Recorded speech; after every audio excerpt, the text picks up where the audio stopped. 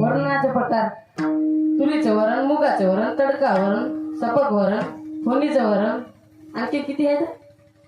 आता मला एवढी माहित आहे तेवढी सांगली हो.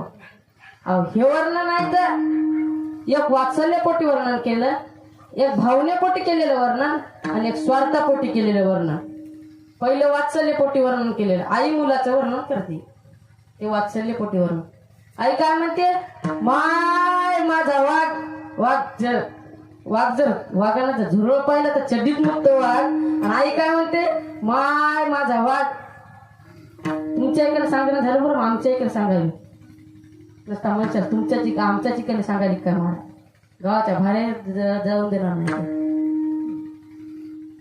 आई काय म्हणते? माय माझा वाघ.